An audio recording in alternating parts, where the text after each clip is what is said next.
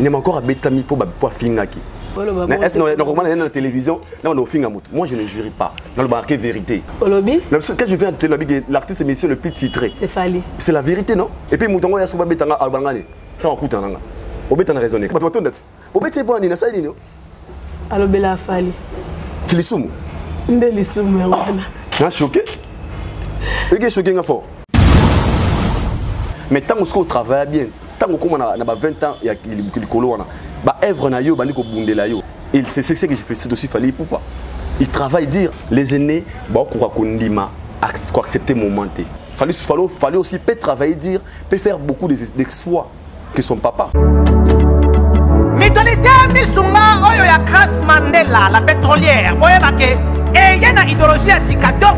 Soki papa to mama avali kopela awa na kati bakini komitungisa te akotinaka mbongo na kini kaka soki obengi na numéro oyo oza mobimba ndeko yo na kini akozwa soin de santé gratuitement na clinique Misunga batieli bino wifi ya opele surtout ke bazali na internet au début donc soki ndeko na yo avali kopela olingi oyeba état de santé na ye okoki kobenga ye sali kukuma ozwa ata interférence na nzela. Maman, bonne santé. soki ndeko na yo azwi occasion ya kozwa basoi na mitolité Misunga yebake kuna na ntongo oza mobimba na petit déjeuner mpe na pokwa yebake badive ezali mpe na pointe po okolia okondima teke ozali na hôpital bazali na basale ya opération sans oublier test oculaire donc oza mobimba ke na mitole Misunga ekosalaki misu na yo ezonga lokola na commencement na clinique Misunga bazali mpe na dentiste minu ekozonga tumu na Misunga batretaka mpe cataracte yebake okomona pepele ya mbetolo lokola kaka éclairage public ya New York na Misunga ta santé c'est ta vie. Alors la clinique Misunga oyo ya Grace Mandela la pétrolière est Kembe ezali ezate. Il fallait azam moi na quartier latin. Et puis moi oh ça la fierté. Moi na pas mbaraté. Pour ça me soubo boté moi na mais pour ah par exemple soubo la bana Sonia. Ouais que moi no sigo mama na kuluna. C'est pas ça moi na. Ah il y a ma corps moi na. Bonga yo, pas me bonga moi papa. Moi papa.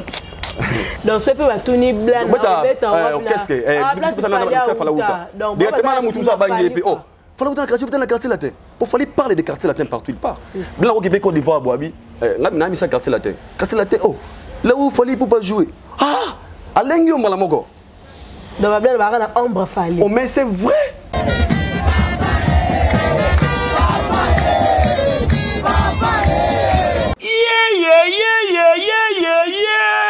Église universelle, pentecôtiste, charismatique, ministère des affranchis. Oye Kumba Makana, prophète messager, l'homme de Dieu, l'homme de feu, l'homme selon le cœur de Dieu. Moto Oyo, Azo Kamula Satan Mato, il peut Satan, ko Pakatanet Karana film. Yenani Emmanuel Dodi, Ndimelangaike, Oyo, Azali Monsali Nanzambe, Oyo Nzamba Azali ko utiliser puissamment. Na cadre Yako célébrer fête, ya grand salut, fête du temps. Oyo ezali mokolo oyo tozali ko célébrer mokolo nzambe akutana kana mosali na ye prophète messager Emmanuel Dodi pote abanda ko servir yepe ko kangola bana nzambe nyonso talatina bazali ko bengisa bino mokolo ya samedi 17 décembre 2022 à partir ya 15h ngingo ti 18h30 yo motozali na mikakatano ozali na ba blocage ya ba faire maladie incurable ozali komona solution te ngana yebisio yaka komona nzambe ya prophète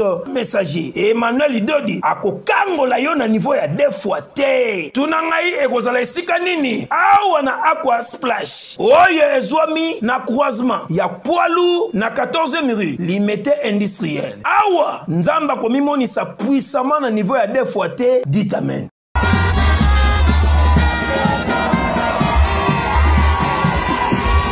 Tant que tu as la kinda, tu dois refléter tes images de la famille Nabiso. Ils ont couronné ma finga, tout le monde a YouTube. On a mon ken na binanga, ngalinga ba finganga. Ah, ken que na ba bongalinga ba finganga. Ça mais peut-être nga couronne, nga ko ma finga te. Ça me dérange en fait, ça est choquant. Fallait na couleur na ye, ozara nango. pour les autres sauter ma musique à faire au à Fally au à Kofi au à Wazé quoi au bas baza on dans la couleur en fait là c'est une innovation en fait mais c'est comme monotonie innovation donc Fally peut pas mettre l'innovation dans la musique congolaise. Je peux dire aussi oui. Il est le premier à le faire. Comme ça on a yo va pas les premiers.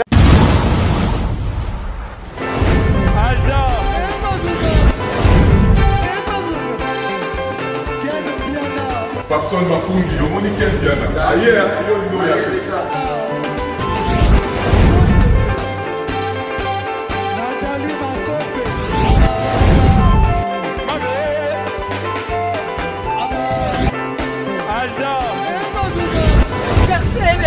Fally a un bateau là qui est en mode dans le Malamboué qui est bien.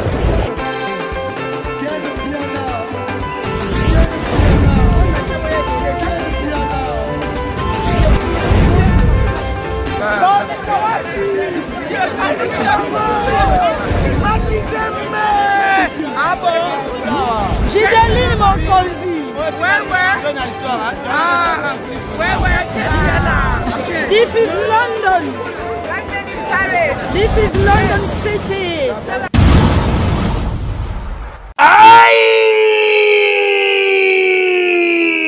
Bana poto, bana ya Paris, bana ya mokili mobimba. Restaurant chez Djonga. Hey yeah! Restaurant chez Djonga. Nouvelle formule. Oye lisusu na makambo ya sika. C'est-à-dire que awa ba fandisa akei na niveau ya 2 fois T, surtout que bazali na ba service ya elengi. Awa soko koti, bazali na plus de 80 places assises. Mais côté ya Bilubu, engaye.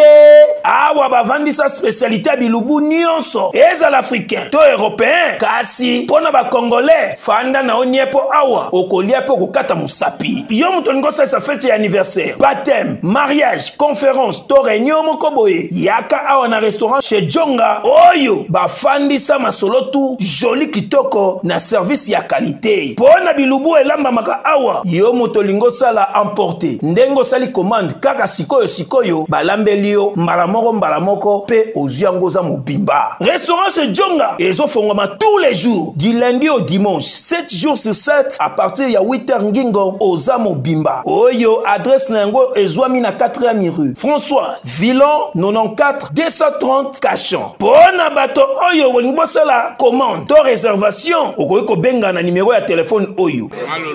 Oui frère, Babi Djonga futur hein? Nous te reçons la 50 boîtes na kata c'est Djonga.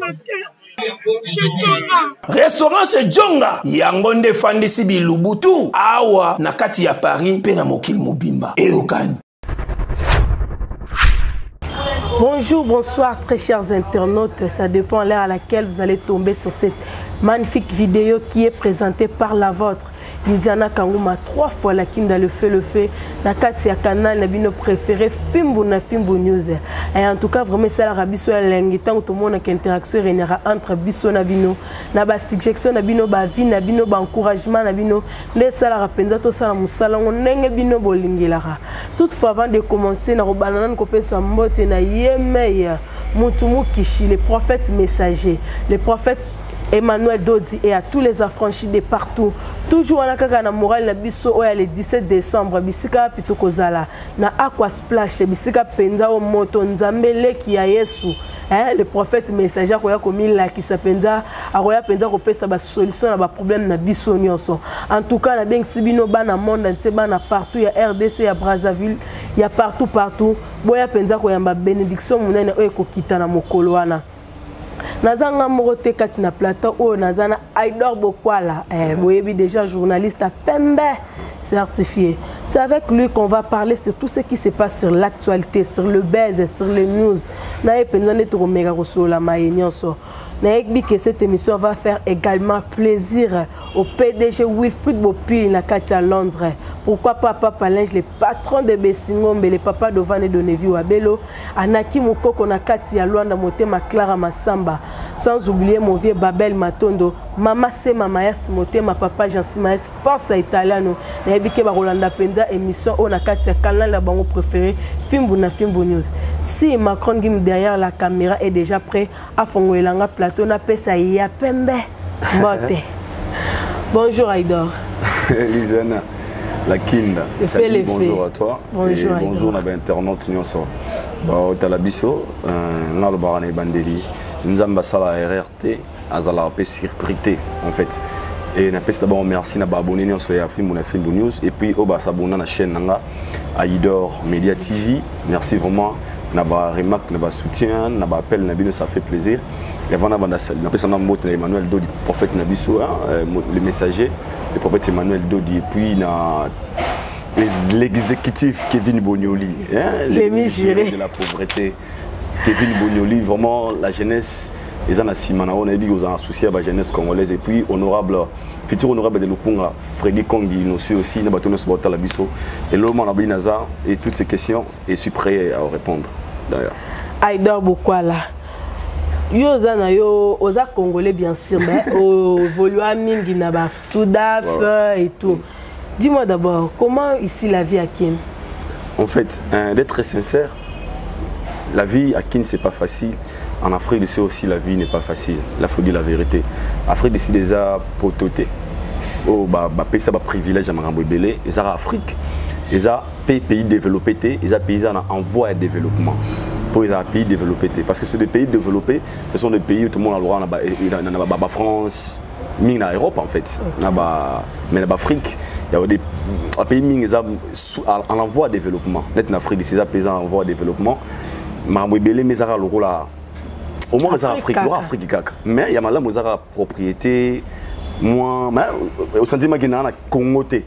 Mais sur la vie sociale, moi je pense que les en Afrique, les Africains, les Arabes bien parce que ils ont l'habitude complexe. On a appris aussi beaucoup. Moi, nous sommes en Libanda, à Kanissa, le roi, nous sommes en Kinité. D'abord, on a tout vivre. En Afrique ici, les gens ne vivent pas seulement à Congolais. Tous ces coups de Rakuna, Nigeria, Sud-Africains, les Zimbabwéens. Donc aujourd'hui, comme on a la chance de cultiver la culture, et ça et comme ça on peut cultiver directement, changer sa moto, ouverture d'esprit. Tu ne raisonnes pas comme tout le monde. On a une différence qu'il y a en Libanda, mais sinon au Congo aussi, soit on peut très bien. Et si tu es courageux et tu es bosseur, tu peux aussi t'en sortir. Donc c'est ça, là on a la différence à ma capacité. Mais il y a un complexe et puis il faut que raisonner. Le rôle à moi en fait. On dit qu'on est mieux servi que chez soi. Ah vraiment on a stabilité. En fait, d'être sincère, déjà moi en Afrique du Sud, je souffrais pas en fait. Na vivre à Obaïbinga, na roulara, na vivre vraiment normal. Et il y a plusieurs raisons. Oui, ça peut-être dans gagné. Je peux en avoir un Belé quand je perdu mon grand frère. On a l'aîné de la famille. Et vu des raisons privées à famille, déjà. Et c'est un temps que moi, je suis le seul garçon. Qui reste? La famille a 7, 5 filles, 2 garçons. Et père Azate, un grand frère au Atikala Awatika Biso. Et je suis le seul garçon. Je suis ma présence dans Awa. Surtout quand on est à Kinité. Dans un roi en amour. Donc il y a un moment où je suis bien à l'oie, il y a Kima.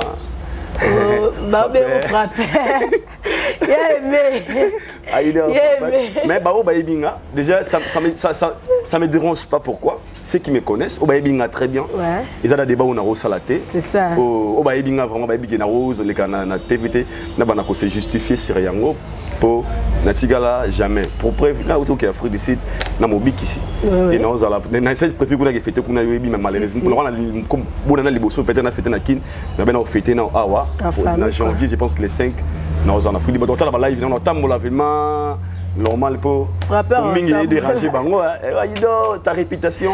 Moi déjà je n'ai pas le temps de venir répondre à une personne où les gens m'ont dit que ça en fait je peux dire ça. Et pour la crédibilité na ngapi pour na bomoto na bato bayebi que c'est que sort de la bouche de on a biso na za raming sentiment pour muta bala ki ba pese grenade à boaka donc ce muta bato croire peut-être dans ce qu'il dit c'est que bolimbi sanga peut-être batango pe bazana philosophie mo kanaye mais sinon moi je suis là Moi, parce que l'osso a commis Aïdor certifié à Pembe. Et pour Nanakin, moi, je faisais des émissions en Afrique du Sud. Ou peut-être peut-être bien.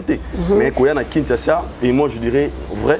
Non seulement pour la combo et Fongoli, moi j'ai des de relations aujourd'hui, na ouvert d'abonner, si moi mais déranger ma casse dans le téléphone au bien appelé, na solution pour mon solution. Vous voyez, et ça des fois dans la vie, toutes nos décisions, le rôle ça la rend bénéfique moi ça me dérange absolument rien. Pour après Kinshasa, un son n'a pas félicité, même si on s'appelle quelque part. On ne sait jamais. Donc pour moi, comme DJ fait toutes choses bonnes en son temps. Moi celui-là, tu es dispo. Moi celui-là, toutes les questions que tu vas poser et Nazana pour nous répondre sérieusement. Directement, on a côté na vif il y a des questions on a bongé na mukula lelo. Merci d'abord pour l'acceptation et l'invitation. Interaction entre les quartiers latins et le groupe d'accompagnement de Fally Ipupa. Nyamakor tabassé par B52 dans l'aéroport international Yanji. La raison est que Nyamakor a beaucoup manqué de respect à B52. Ushi qui est intelligent pour illustrer l'image pour un bateau directement aidé. Et puis Nyamakor à l'Obama belé pour na B52. B52 va coûter na ye aibisi soko beti te ngana zo beta. Ce qui est nani yo baloto wali boma mettre en bas. Lebi ngano bagarre na terrain GD na lemba na lebi ngano bagarre na invité Falina za koma libite nene bongo tali bumu ko na ponda mai na fa masanga mama bino apo me bengi mettre pona libeni na tolo ngano beta out lebi ngano bagarre sengande baloto yo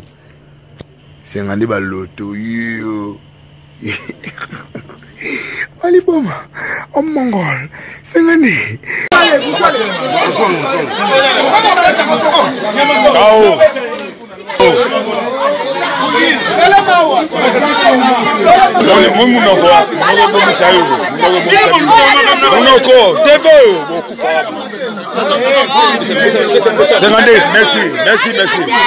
Pour nous, étant que journaliste, c'est nous déjà, d'être sincère, émission de Salagi Jour, je n'avais pas encore regardé la vidéo.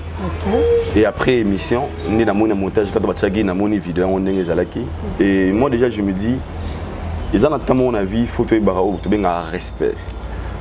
Au moni, Lélo, Bapessi Moututu, chance.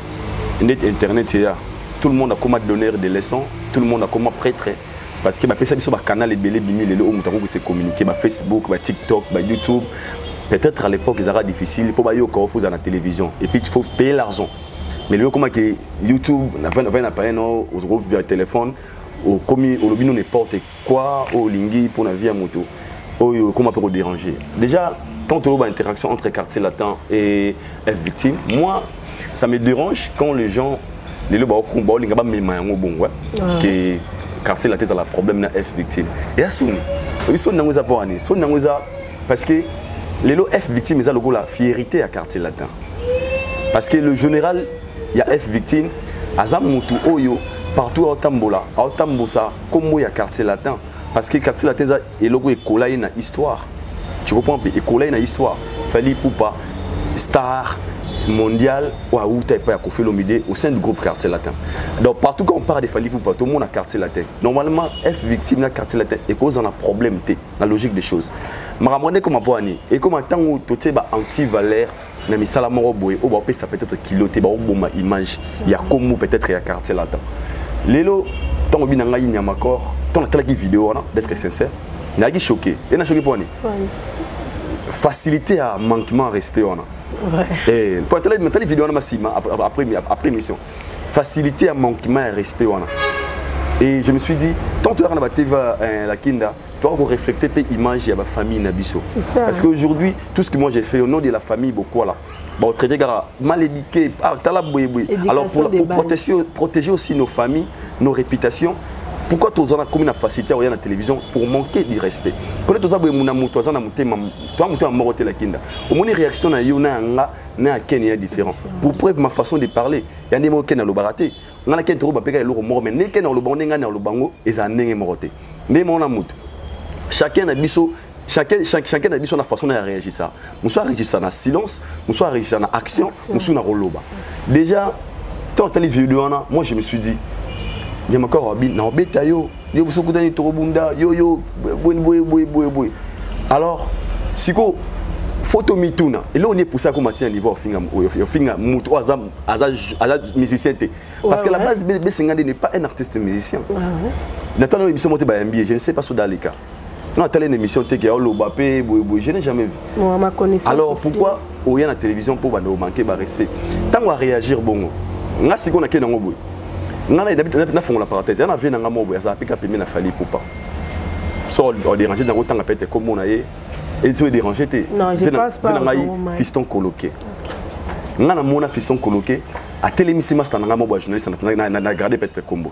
Abini tant au finga, pourquoi tu passes, tu m'as jamais, oui binga, oh moi ça va bien naïbiété, oui binga t'es solo, ok, binga comme on a un fiston, n'a pas la présent 20 jours, n'attendez pas bien comme master, et pourquoi tu viens à la télé, n'attendez plus de 10 émissions, 20 émissions, au finga, tu vas pousser votre finga, yo finga, mais c'est quoi au yébi non mon frère, pourquoi on sali au salrabon, on a salaoni, est-ce qu'il y a un autre yébani, n'a problème na yo, au finga ngapoani, j'étais présent, moi histoire vraie, on a inventé. Masanga bi ve excusez nga boye bazo numéro vie tant que na masanga nzela pas ma maria ba martyr masanga ba ngabi abi ve choquer nga o sanga na to di tina no bude ona na iba na ngavi ngote abi metande réagir a comment ko benga ve fiston na bi na lobilo lo bisa soit vrai on a mona ka ba martyr pour dire quoi la réaction de fiston il y avait fiston coloqué il y a ndé monté na Besengande c'est ça parce que ça même chose même cas fiston coloqué tant couté na ye abi le point au finganga peut-être que Besengande tant amoni ana ba intention en fait azana maîtrise mon até ya osala bon ndo monaki et arrivé na point là on appelle ça conseil ezali pour to comment na niveau até pour déjà ngai moi ko beta normalement bako bundeza mabe tant que Congo na ko accepter ba to matina niveau ya ko simba na nzoto pour respect mais yeba ki mutu na mutu azana mutema na ye ndito la rabo chacun de nous a sa façon de réagir ils ont muso ko rane ma finga te ma ba finga tout le monde on a YouTube ngana mona kena binanga ngalinga ba finganga Keni kana bamba bongali nga ba finga nga ça mais peut-être nga ko nga ko ma finga te ça me dérange en fait ça est choquant nga mona masa mo tika be ma YouTube pour na finga ayi ba finga atali 500 commentaires ba bingezo bazo babi non ça sur YouTube te chacun de nous a sa façon de réagir alors pour tout comme un niveau on a te faut moi respect ça là critique c'est pas mauvais mais tout ça critique pas nani non c'est la personne qui ne fait pas la musique pourquoi trop coller na makambo ndule et ça quoi toute ta vie privée moto famille à moto entourage une bande quoi moto koko tsabango na makambo concerné bangote et ce qui dérange alors on a aussi ngana ndeko na biso a changer sa façon de réagir pour ngata na ba émission nemi ara mingi na il a sa manière de parler qui est brute en fait ayo noli na la yo en fait tout ça ngana mona ça ba anti valeur surtout que l'image qu'il a l'image de quartier latin et ça moi je non c'est vraiment à mécaper ko changer communication c'est sungaï la façon de parler pour mon ko ranete agro ki tika musa abatika na mbata et des fois réaction ils appellent une façon il y a répondre ou réagir comme malamoko mais ngai tangue mutu non c'est platé et puis na PC encore conseil à éviter surtout au nom des quartiers latins parce que sur les lo azoya bongo tango linga au choqué peut-être et magi quartier latin ba bundi pour le lo ke bongo bata quartier latin victime ba simbi quartier latin non il y en a par exemple fiston coloqué à réagir ça bongoté après mutu il a fallu pour pas alobaka na master ngana abia yo finganga basi mo banelo ça te ponga na ebioté mais c'est ngande réagir pour bazana motema moroté donc chacun a sa façon de réagir mais ngata gendeko na o sengara ibandela masouté parce que nebi kana banzoto des fois puis ça moi faux et puis to bufinga pe bozata moi moi compte ça la bien donc pour tout comme la niveau c'est que tout tika ndeko finga moi aucun jour tu verras les lo mutaye bo nanzela abeti ya ido c'est que mutu azaka méchant toi za mutu azaka na posama à salaranga faux mo na volonté parce que les gens la vidéo montée des pour na bana musalo na finga mutu et je donne mes points de vie personnels je reste professionnel mais na ko toucher mutu direct pour na les tout na zokisa et so betinga donc so betinga te pour nini pour na biki na ro finga mutu te donc so ningi comment niveau on a te to comme ko changer notre façon de faire des choses ko finga ma finga c'est aussi la famille ça combo ya famille et ça mboka bon moto et puis au finga na oza wapi l'image oza na ngoza image ya wapi pour le comment les ana so yo manquer moto respect baloba aux mal éduqués par contre va dire bien té directement na erreur na yo mbeba na we fingi si maman na bino peut être oza innocente quelque part et tant yo peut être o ya ko finga na ma finga ba do et orchestre ni nos ali o ngana orchestre vient na ngai eza orchestre oyo N'habité parmi les orchestres où tu as respecté. Oh, tu as mis ça une grande star, oh, tu as fait ça kilo pour le quartier latin à Congo. On habite au quartier au quartier latin pour quartier de mis ça star Laura Fali pour pas. Et quartier des Kofi Olomide qui est contre Kouraman, les jeunes vivants il y a Mboka. Alors vous, vous avez chance de payer navier pour protéger pays manger à vie. La communication est bien mais sinon étant que Congolais na c'est pelagi na acte on a té il y a Robert wana et on a fait ça franc. Mais sinon mutu pa na mutu mais za libanga té. Oya. Bandeko Bobolingo, yokelanga eloko oyo. KLP Distribution, chez Luc Koulapa. Yeah! Société KLP Distribution, ezali spécialisée na distribution ya ba boissons alcooliques. Lokola, whisky, champagne, vin, PMI Susu, bazali koteka ba boissons non alcoolisées. Lokola, Coca, Fanta, Ozamo Bimba.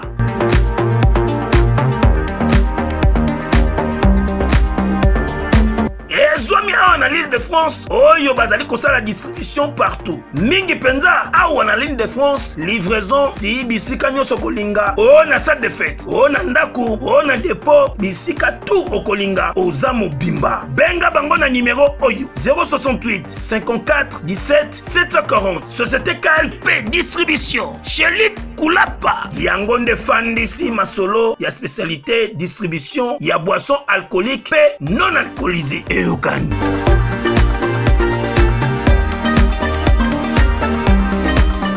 Aïda Bokwala Nalandio vraiment attentivement. Olobini ni tango azo finga bongo directement azo reflecter si kaza parce que biso les aux amours to présenter ba famille na biso. Parce qu'on ndenge ni amakora a finga ka bongo directement à représenter un quartier latin. Mais quand le mot ko loba quartier latin, c'est déjà structure, c'est une entreprise.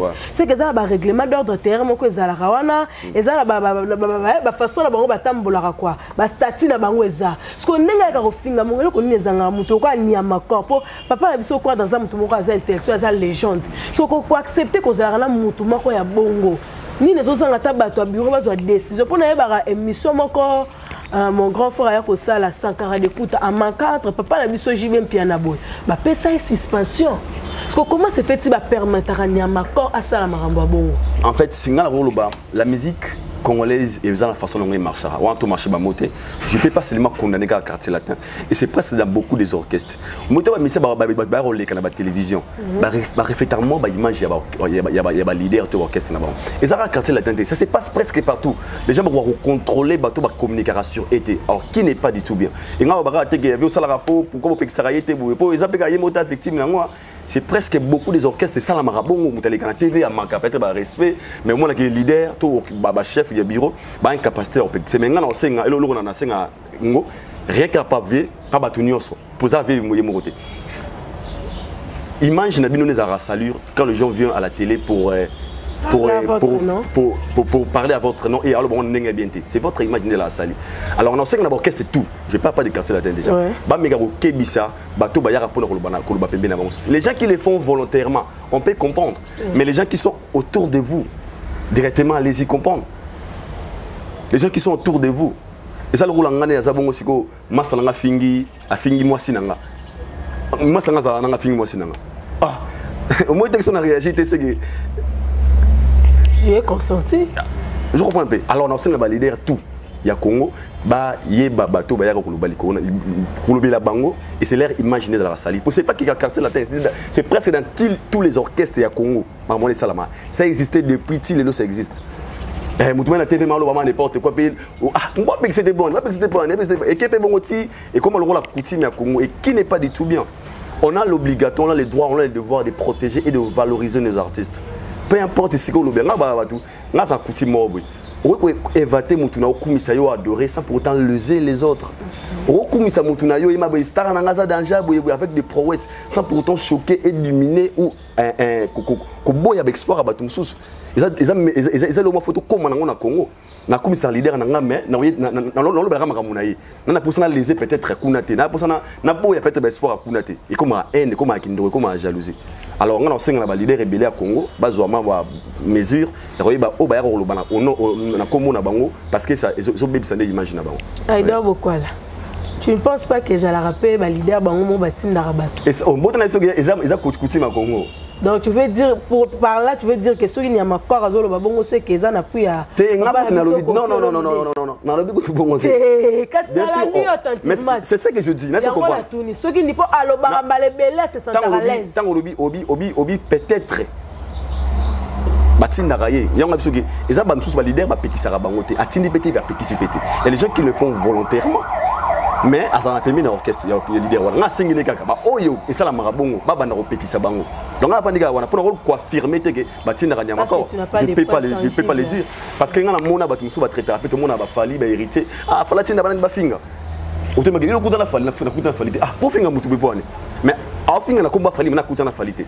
Au bagé fallait Tina mutu na finga. Non, je peux pas aussi affirmer que fait Tina Raye. Pour tout le monde en ça se fait partout. Mais comment on défend un mouvement, mais il le fait volontairement. On peut peut-être me donner le courage de dire tika. Tu vois un peu. Alors, quand parce que la vie a ses belles réalités. Chacun, on tourne ça c'est pour ta ma fille. Et on appelle ça la conséquence, c'est comme sur l'individualité. Parce que moi, je ne peux jamais venir à la télé pour pleurer qui que ce soit pour sa vie dans un danger. Mais vous comprenez? Même si je peux millions, je ne peux jamais tenir image de la famille, réputation, tout le monde pour ça la plaisir. Alors, comment on a conscience tant qu'il y a une caméra, c'est ton image d'abord. Peu importe où les gens qualifient un niveau. On a une famille, on a une belle famille, on a une cause. Est-ce que c'est même important de venir à la télé pour injurier? Mais vous comprenez? Et ça c'est important? Non. Alors moi je dirais non, confirmer un côté que on a pensé qu'un conseil que c'est sa vie. Donc j'ai un pas le temps à côté de individuality life. Pas bêtise. Pas bêtise mon corps. Au moins donc maintenant on a soutenir on a essayé que on doit changer sa façon de parler et ça la moi c'est donc donc beaucoup là quand moi si joint to le cannabis question suka. Olanda émission mon artiste na biso papa Hervé na pesimbote artiste mboka na biso Ferregola alobaka que ben mission au Karim Mokonza ça peza yele mutatinda kaye Olanda mission parce que façon nini Karim Mokonzi la maman d'arrêter qui coule bana ko memela ba mission na ye donc ozo confirmer que la tête que ba leader nem mutatinda na zo comprendre la réponse na biboy aloba pour na loba kubwe pour nga ezali je ne peux que confirmer le ko na moni aloba maloba nyonso ba marka usu ba ka koloba o batu na nyonso baza na plateau na Karim Mokonzi abike yem tatinda ba quand il a confirmé ça moi dans l'envoie yango pour tout le monde na télévision comme il a confirmé mais on a monaté dans confirmé on est pour na personne simplement il y a des gens qui disent que Ken fala tinda Ken attaqué batu pour on a conseil qu'ils a faux on comprend on a conseil qu'ils a faux c'est faux archi faux alors ils ont batu mususu basala ya ngote ngala pekisi ga ke soki muto le gagner la télévision pour na aboma image na yo pour na bomoto pour na carrière na omo bon bon ne ko pekisa pour nga pekisa conseil ngwana donc c'est ça arrête de pia yokelanga eloko ayo restaurant business class VIP Bruxelles yeah restaurant business class VIP yeah ouais zali na ba cuisine spécialisée dans ndenge ya mukiete lokola cuisine spécialisée congolaise pe africaine awa soki okoti biloko tu ya mboka okoliango joli kitoko o makayabu kwanga mbinzo ndakala okoliango joli kitoko awa bilubutu elamba maka awa bongo biloko ya kotumba lokola soso ntaba mbisi awe tumba maka joli kitoko na niveau ya kosakana te olie ozamo bimba na restaurant business class VIP na Bruxelles bazali pe na mobange na salle oyo ba organizaka ba activité ya ndenge na ndenge lokola ba soirée ba anniversaire mariage conférence pe ba activité mosusu ekoki kosalema awa oso tuna ngai soki ezali wapi restaurant business class VIP na Bruxelles ezwami na adresse oyo 39 boulevard Jubilé Bruxelles 1080 métro Riboucourt l'une 2 P6 30 51 arrêt Jubilé awa na restaurant business class VIP na Bruxelles yango nde nzambe ya babilubu o etali ba congolais pe ba africain c'est naturel gardez bandi na yo toujours Placide et Bio le patron de business class Aïda Bokwala ya pembe certifié Aïda Bokwala na openza wa lelo aido bokwala oyebi ke makambo esalami na aéroport eza grave o esalami na aéroport entre quartier latin na groupe d'accompagnement. Non, il y a quartier latin un groupe d'accompagnement. Mais ce sont des choses privées, ce sont des choses individuelles en fait. Bon, c'est ça quartier latin na F victime, ça on a des dérangés. Pour quartier pour mais c'est des maîtres. C'est quand même si c'est non. Bato tout moni banalise salami et belé na ba internet na ba page bato balobi etikali yo bandi laquelle nambuta heureusement batangi kombo la ngaite parce que là vraiment ala moi malamu ba etikali bino revanche wana ndenge ba beti muto a quartier latin vous on vous considère comme vous êtes des falis ba bien boza pro fali donc bino pe etikali bino bo beta surtout yo na ken nambuta Alexis Wetch. Na choqué. Ce que Rolobani na bato bazo. Mais na choqué. Nathalie moi ça ma live autant comme on a suis choqué. Et na choqué pour ani. Na choqué parce que il m'a encore abetami pour fingaki. Et puis tu as quand que bino bata fali. Laisse-nga, ngana muta fali ta. Non non non, détrompez-vous. Ngana muta fali ta. Na muta fali ta. Moi, je parle la vérité. Sincèrement, moi, je travaille pas chez Valibou. Je ne travaille pas dans F victime. Non, non, non. Rectification. Et puis, Moutango, Baba, Aïdor, pour Aïdor à Salini.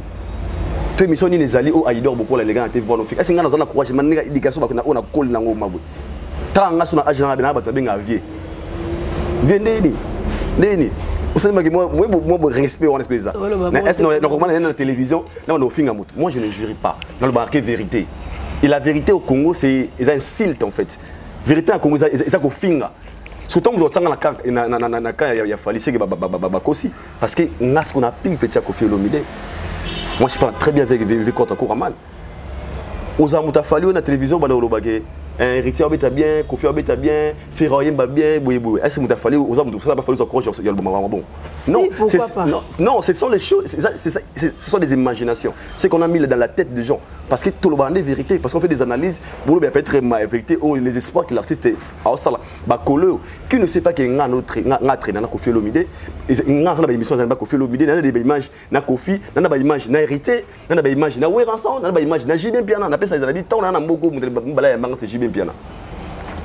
Vous comprenez? Si vous avez Aïdor, na téléphone na monument na bibuli misanga na monde yo réfléchir na atebe long na live atana yo tout oyo mi quoi peur yo obeta ngai pona raisonner.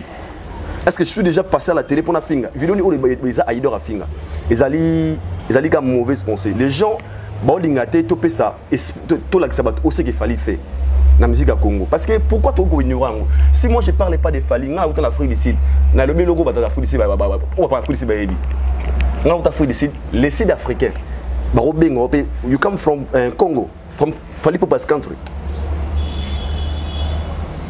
est-ce que vous comprenez sur la bonne lobelaye ba Nigérien ba lobelaye ba Zimba ba Ivoirien ba lobelaye ba Camerounais ba lobelaye ngasko congolais on a mona star na ngambo ko sala ba exploit sur la lobeli ne comme mutu na détrompez-vous. Et puis, Moutongo, il y a souvent des gens qui ont été raisonné. C'est parce que vous avez raison que yo za mutu afali. Après avec que babeta ki kuna bikota ki peu match rola la côté faut que les 1-1 tant que besoin ça débat on peut pour soulever. Non, tout ça va tout la question. Bobeti so bato net. Bobeti bon ni na sa ni.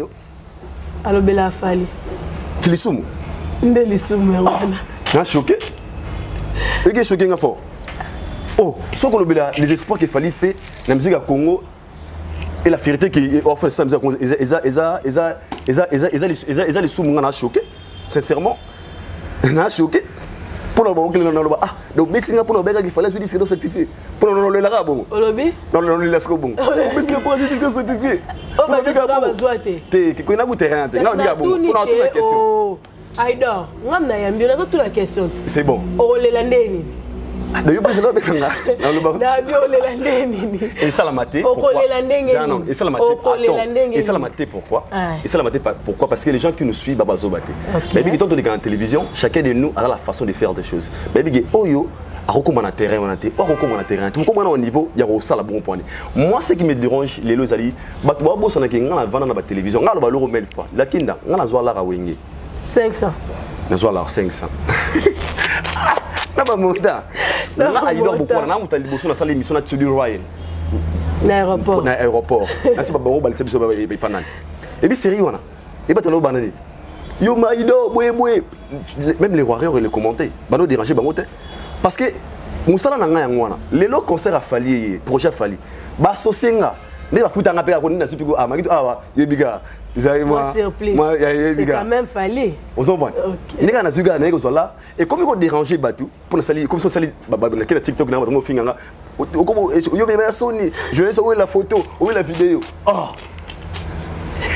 Mamie la bina au bloqué en pleine émission. Ça dérangeait Mamie là. Abina a fallu bloquer en pleine émission. Na mona papi moma na concert à JB Piano ba abina na Lubumbashi. Papi moma laisse botal ba image wana. Mais imaginez ce son na salian. Monsieur Spora Batou, en fait, n'est-ce pas? N'est-ce pas? Alors pourquoi est-ce que ça dérange Aïdor? Peut-être à une chance à faire la PC interview. Et ce qui dérange Yangwanara, au moins Pachan, c'est quoi Pachan? On est derrière la vérité. On doit dire la vérité. Parce que moi, quand je viens à la télé, je dis que l'artiste et musicien le plus titré. C'est la vérité, non? Quand je viens à la télé, l'artiste et musicien le plus titré. C'est Fali. C'est la vérité, non? C'est Fali. Bien sûr, oui. C'est Fali. C'est pas la vérité. Depuis papa, l'artiste musicien congolais le plus titré. L'artiste musicien le plus titré. Va dire ça dans le concept. Il faut cultiver le roman. Parler du bien des autres sans pour autant léser ou bien diminuer des autres. Mais apparemment, tu as peur. Philosophie, pas peur. La philosophie dans la je peux dire la vérité, oh, ça la vérité, mais on a besoin de ça comme moi pour ils ont qui ça comme moi. Pour les autres, ceux qui les lots, n'a pas dit oui, n'a bi, par exemple, n'a bi ah, un Range Rover n'a pas danger, Velar, normal Velar il est qui marque X. Non pas que moi, mais Velar il est qui Velar est danger pour marquer X et pour là, n'a les écoles marque X. Mais je peux faire dire que Velar n'a pas bien. Il y a l'autre dit que Velar il est qui marque X, mais sans pour autant n'a l'obélo moi pour choquer marque X, mais la vérité c'est que Velar il est qui marque X. Tu vois bien. Donc là c'est la philosophie dans la yango. Donc pour ceux qui disent que Aïdor babino dans la liste bobo sans la bino pour ngai yemo susu courage au kalinga laisse moi courage au kalinga nzila au ma divo ba donc tu m'as des questions ba oh ta dans bien on ga Aïdor on a beto aseni on les landeni tu na lo bien on aseni non tu na aseni biso bane ba beta kuna biso be photos ba beta wapi na quartier là buga sa mise. Oh, bela mamba fallait. Oh, de ce que moi c'est ce qui passe les bananes à moi. Oh les landeni là. Pas ces bananes qu'on est à moi. Non, on bet pour na lobby na vérité. On bet pour na lobby qui vient raconter couramment les gens de la musique à Congo. On bet pour na lobby magé qui vont dans le stade Marty. On bet pour na lobby magé folie pour besoin de se certifier. Oh banda mama musique banana no. Comme matin. Donc et comment pour avoir ça live on a beau tika la bino. Nous je parle de moi, je parle pas de nous en fait. Pour chacun de nous à peine parce que moi je suis pas philosophe Ken Piano. Naza Aïdor na le bas clair, na le bas rien que la vérité. S'il faut dire la vérité de dire mais je ne peux pas dire parce que moi je travaille au nom de la culture congolaise. Na le bas au Congo, on a besoin tous à la belé pour tous à la fox, tout comme musique. Na la faire yo mona ba Nigeria ndé bazala. Et puis de Nigeria, bazara fier ya ba star na bango. Ba Nigeria ba ndimanaka. Ba Nigeria ba magete na minute za o, na minute za o, na minute za o, na minute za o. Ba sala soudé au moni concert le rôle ya musicien monene le rôle là. Non bonaba ko na ke musique ke Wizkid. Na kata concert na ye a tsenginzemba bi bo pelisa ba light. Mo bo pelisa ba ni na bino toyembela Davido. En plein concert ba nzemba Davido. Oh, au moins c'est monsieur c'est te vendre. Et il faut te vendre ce qu'on a. Il faut qu'on commence à niveau. Il y a au nom de la culture. On a promouvoir tous les artistes musiciens congolais. Parce qu'on a ça quelque part.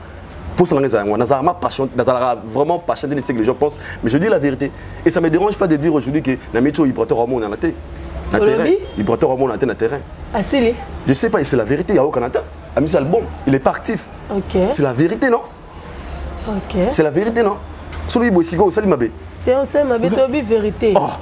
Alex, Aïdor beaucoup là. Obi Kamoro vraiment na fongoli ka parenthèse tozonga ça on a ba question te parce que bato bazo lobakeo parfois nga ba ezo pelisa moto mais ezaka pona opesa elengi quoi olobi na concert ya Wizkid oyoki alobi ba pelisa ba light ba yembela Davido mais to mona ki concert ya papa na biso papa Hervé na Côte d'Ivoire azobeta mais mutu moko Mathieu na bani ko bina danse a failli poupa et puis il a arrêté la musique. Et dérangeant. Comment tu as trouvé ça? Dérangeant. Pourquoi ça t'a dérangé? Et dérangeant parce que au moniteur tu es Libanda, tu es dans la Combo RDC. OK. Baba, l'artiste est musicien from Congo de la République démocratique du Congo. Et l'image de la culture congolaise n'est pas tekama. Eza mu bimina mboka iba ki ba mono congolais ndo beta wana. Et batu ba ya otala biso wana ba baraté baranki na biso to zalangwa. Et na mission na Nigeria. MCP na mission techno na Davido wa baba sur la terre. Mais so Davido ay awa. On a une mission Nigeria. Robé ba benzema Wizkid sans pour autant ba baranki on a quatre pour la cuisine terre. Mais exposer ça na Libanda mboka et c'est ce qui dérange. Pour nga lobara au-delà de la rivalité, tout ça n'est pas dans le Congo.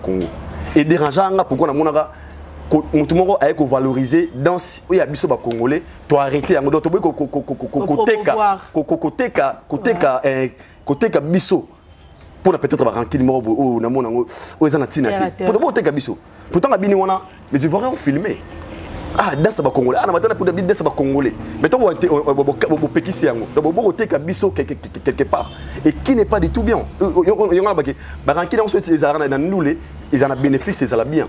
Mais si ils ont un niveau qui est là, ils ont un niveau à motema et c'est ça qui fait trop mal. Là, c'est pas là dans côté. Et c'est pas dans le temps où guider. Et ça, c'est un bon point. Et ça, c'est un bon point.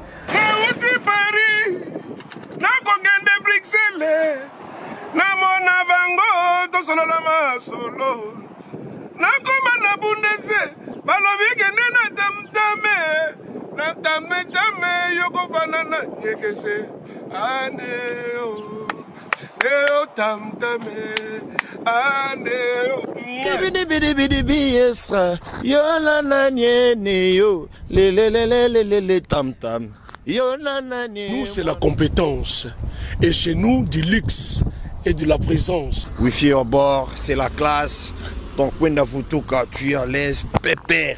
Dans ton cos, mais surtout c'est Tam Tam Voyage. Aneo, neo tam tame, aneo, kumbabiso nanzela lola, aneo, evandelia cuire, aneo, wifi abore, mena lola. Batrouwa abiso batutu kaloji. Tant que tu es Tam Tam Voyage, c'est la classe. Ça c'est comme Wenge Big Family, Neo Tam Tam. Il n'y a pas deux, le seul. Pour moi, c'est mon boulot. Natala interview. Il y a merci de chercher, je ne me trompe pas. Abibana Jibina Bana Wera Batanga école moro. À l'époque où on soit dans ma casse, mais Bana Jibina Wera Batanga école moro. Est-ce que vous comprenez? Là, c'est quelque part, moi, bolingo, moi, nam wezalaki. Mais oh, les comme tout la sama qui, tu as kanda ya vrai, et c'est là qui dérange. Est-ce que, et quand on a un niveau moi qui, au moins moi, maman tout le mois si ton ndeko ya moi les musiciens soit appelé, ou yam bien essayer. Nathalie image moi babi, na Nigeria, Davido a coûté na maman ya Wizkid na aéroport, a memé les sacs, ti na avion, l'histoire vraie. Et bien ça donc point. Baby qui au-delà de la musique, toi bah humain, toi bah dans la loco là, il y a solo ma capacité. C'est ça. Laisse comprendre. Pour tout le monde, ranking comme il y a musique comme il y a solo, non. On m'a ranké le conquérant en fait parce que le conquérant c'est cause loyal. Mais et comment bah un était ma que au coup peut-être na moi na ya ningono musicien na peut-être na États-Unis kuna au BCP Kara ça et moi dès que musique à Congo on dirait faux. Et ce qui dérange, c'est là que donc, alors pourquoi là, ils aura toujours partiel. On a d'après te dire. D'après bah tu veux. Ils aura ni mouton fali, ni mouton y avait n'habitude les gens. C'est quoi? Mais on va faire et tout le monde a répondu dans la trop impliqué. On m'invite pas. Pardon? Bah ben sangat là. Parce que bah les vélos comme ça m't'a fallu quoi. Parce que na pensé na bango batia ango. C'est pas ce qu'il a pensé na bango batia ango. Parce que moi si on m'invite pour appeler ce exemple parce que mingi ba kanisa elle a kinda mingi ba kanisa peut-être ngana bena na falika na 2000 na kuta na falika na 2022 awa mama ne ben tu ba penser à 2019 Makongimbi à 2019 nga Aïdor Nazala na organisation concert à Fali il y a choqué ça Fali au Fali bêta qui écoutez maintenant au Fali bêta na fruit du site na Sankai na 2019 nga Aïdor boko ba botanga ba caméra maman ba botanga ba caméra botanga ba micro o ba biso ba botanga téléphone na fruit du site Batou, pourquoi? Parce qu'on m'a sollicité. Mais cela ne me dérangeait pas de parler des biens de Fali. La bande de Komsoussou. Mais on m'a fait, on a un fruit d'ici, on a un Congo Sika. On a un fruit d'ici, l'idée chaud, mon petit Jésus. On a un de cette émission. On parlait de Ferrego là. N'est-ce qu'on comprend? On a assisté à un concert. Il y a artiste. Les choses viennent à des choses, mon petit Jésus. Oh, viennent à pena. Kasunga pelanga caméra boy bien dans les selles n'habite sur na so ba même na même émission chez na parler télé réalité tout là que ça m'a fait je le fais. Nena kini a Tracy Eleza oza master ngai. Oh il y a chargé de communication il y a fait rigoler. Tracy, c'est un cousin. To koni na bango boy c'est mon frère. Na ben émission. Tant bazu basali bazu peut-être conférence de presse on m'a pas invité. Non ça ni. OK était. Non OK était. Non, non, il y a bon côté. Donc, ça va être parce que solliciter mais nous avons un problème de mon côté. Là, je dis à haute voix. Nous avons un problème de mon côté. Parce qu'on dit de la vérité ou peut-être ça dérange des autres personnes. Mais soit bien singa je vois bien sanga que oh Aïdor marambo ça conférence de presse nazi cameraman de côté Aïdor OK non kende Aïdor OK non kende Aïdor. Oh, non, Kendi. Mais ma mère me dit souvent, alors à tout moment, alors et si cas, oh yo baozi la kuyambo biente, que soit risque ya otama korope kunate. Moi ya buso kada basangola bongo, la kinda ana jour boy. Ataka ba soupçonner ninga na pambate. Comment on a prudent? Parce que prudence c'est souverain. Son gars donne l'oral les gens qui disent que ma bé pour nanga yo boy un message boy. Et qu'on peut déjà d'autres pas ko bangi sanga no ba oh c'est que ba comprendre nga bien pour éviter aussi dans notre sarama ko lokuna te. Mais ceux qui ba benginga to interview to boy ça l'interview to masama senga pour nous de senga ba interview te. Aïdor yambanga no boy te no yamba o. Pour chaîne nga ba ko comment chaîne nga te Fali. Non. La chaîne nga Aïdor Media TV. Et nga peine à zabou oh tout à mon nga passer message il est welcome na sala yango souvent na ba réponse na yo ça vous dérange mais nga on a dit Charlie Press il parle beaucoup de faire rigoler non na ça des mêmes plateaux ça na chez na parler oui na jansi na ça de chez na parler pour dire que na mté mananga na zana na ba kanisa mais souvent ça non pour nga ba ke je suis pas ce que vous pensez Aïda Bokwala Sainte Abidi la maman Mbala mes grandes sœurs propres na pesi binombote Aïda Bokwala artiste munene Fali Poupa nouvelle chanson garde du cœur Abetina Charlotte Dipanda est-ce que tout monotonie ezati maman nanga et to ba monotonie wana yo maman solo bien sur comme yo mutaboy oui binze moment le rôle associé chanson préférée na oui binze le rôle cho oui bi un coup oui bi amour oui bi liputa oui bi presque soft folk oui bi seyo oui bi sarwa wario pamba oui bien est-ce que ça va y a benze mo non pourquoi vous parlez de monotonie je ne comprends pas oh faut ça la monotonie non Olobi ça la monotonie non avec la monotonie OK parce que dans autant que 20 chansons na ye aux abadizama diversité ça n'engé moroté en fait 20 chansons on attend que ah yanze mo faut te liputa o te cho o te un coup o te associé o te mieux le seke o te aflayer o te nourrisson o te presse de sorte folk o te Anissa o te bloqué o te attente o te nini Azmak. Oui, il y a un Quand nous parlons de la monotonie, on fait allusion quoi? Style répétition. Parce que sur la vérité, on te dit que on a aussi le droit de protéger nos artistes au nom de la culture. Au nom de la culture, tous en a obligation de protéger et de promouvoir nos artistes. Sauf que un discours mort, il y a un et un moment de la vie, tout à la paix côté bon et un moto. Les critiques, c'est pas aussi mauvais. Mais le fait de que bon et un mono, c'est des qui dérange. Pour déjà, il fallait une couleur naïe au hasard. Pour les autres, sauter ma musique à faire, au tir à fallu, au tir à coffee, au tir à oiser quoi. Au bas que ça, on dans la couleur en fait. Mais quand on parle de la monotonie, les gens se réfèrent de quoi? De la guitare? Ou bien parce que 7-7, il y a un style, il y a un rythme dans ma musique, il y a un 7-7, ma guitare, c'est 7-7. So ça dit que 7-7, et quoi il y a un rythme, il y a un rythme, il y a 7-7, il y a un style, il y a un so c'est détend. La guitare, il y a détend. Si vous mettez la musique, il y a des thèses, il y a 7-7. Parce que tant que monotonie par rapport à quoi? Il y a la parole, il y a, je ne sais pas. Il ne fait pas la monotonie. De la monotonie. Avec la musique, il y a un style. Et pour moi, je pense que c'est une très belle chanson. Comme on comprend que chacun a sa vision de faire des choses. Et ça, je félicite l'artiste pourquoi? À cause de la musique, on dirait auparavant ils allaient.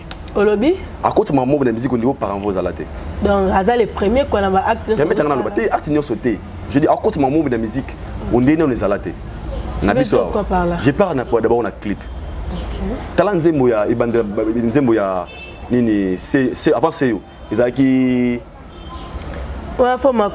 science-fiction. C'est science-fiction. Dans ce clip science-fiction. Bon on est basali à Seyo, bon basali bon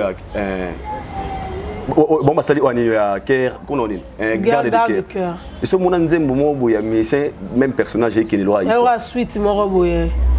OK. La série. Oh bon. Quel niveau? On est comprendre. Ils ont une nouveauté dans la musique.